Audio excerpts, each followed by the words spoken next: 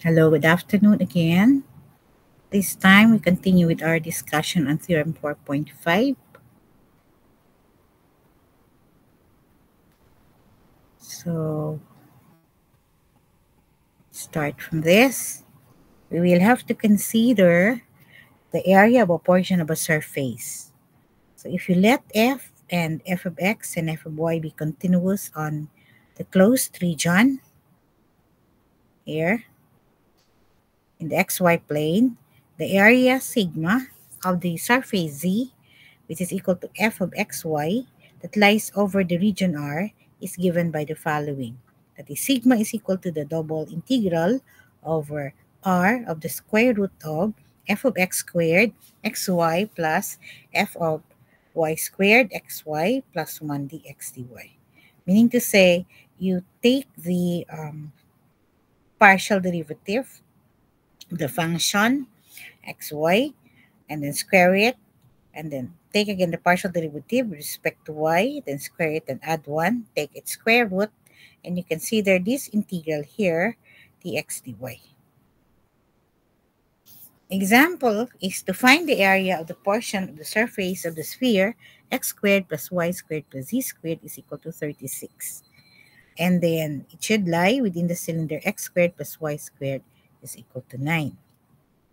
Meaning to say, you have a function f of xy is equal to z, and this function is our x squared plus y squared plus z squared is equal to 36. So if we take the partial derivative by implicit differentiation of this function, this one, then you should have, with respect to x, that should be 2x y squared will give you 0 plus 2z z of x, zx, or partial derivative with respect to x, equal to 0. That's it. 2x plus 2zz sub x equal to 0.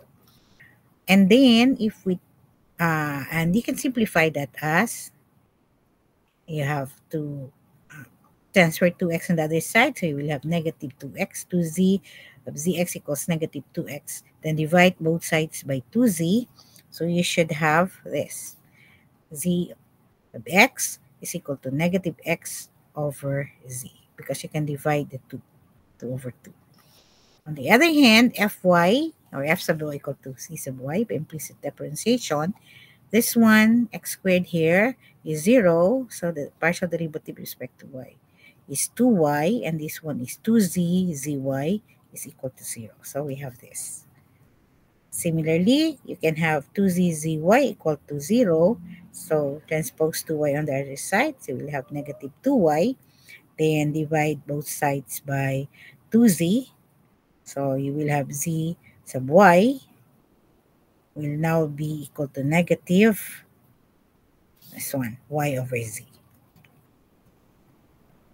Then if we take fx squared, which is actually this one, square this, and square that one also, okay, which is zy squared, square that, plus 1, you should have from here negative x over z, or z sub x squared over z squared plus y squared over z squared plus 1. And knowing that the LCD here is z squared, so you can rewrite it as x squared plus y squared plus z squared all over z squared. And that is equal to 36 over z squared, because from here, x squared plus y squared plus z squared is equal to 36.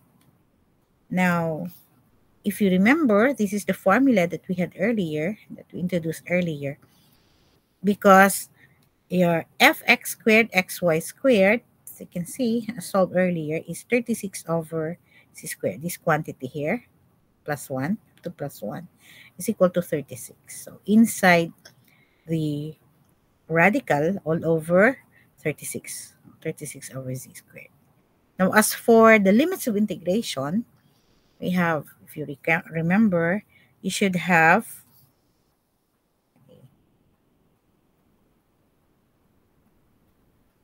and you should have a value of f of r dr d theta.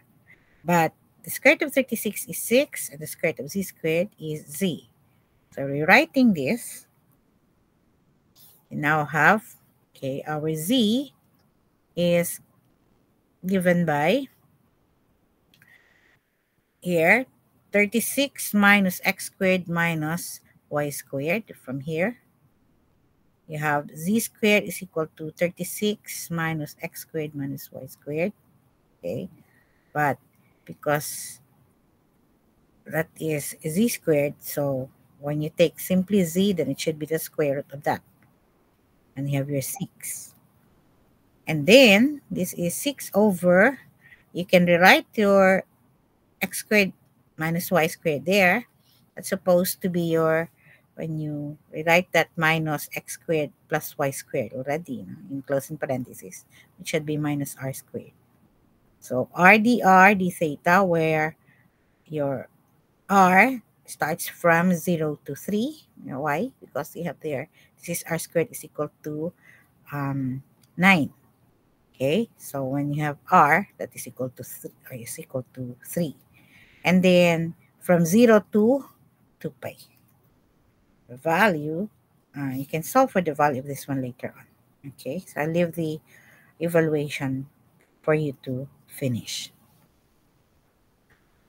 For example 4.7, you're asked to find the area of the portion of this cone, x squared plus y squared is equal to z squared, that is inside this cylinder. So, again, you try to find the value of fx, that is f sub x, and f sub y, partial derivative by implicit differentiation. It should give us 2x, and this one is 0 there. So you have 2z zx. So 2x equals 2z zx for the value of fx. As for fy, you should have, this is 0. So you have 2y equals 2z zy. Okay? And when you try to simplify this, it should give you zx equals, you can divide both sides by 2z, so you will only have x over z. Yeah. And the other one, which is 2y equals 2z zy, okay, that one, that should give us z sub y equals, you divide both sides by 2z, so you'll have y over z for your z sub y. Again, what do? We have to consider the formula. So we need fx squared plus fy squared plus 1. But as we had solved already, that is actually your z sub x squared, which is this, z sub y squared, which is that 1, plus 1. So z sub x, when you square that, this is x squared over c squared. This is y squared over z squared plus 1. Okay? And that should give us this time LCD z squared. So z squared plus z squared. Okay? Z squared plus z squared over z squared, which is equal to 2. Okay?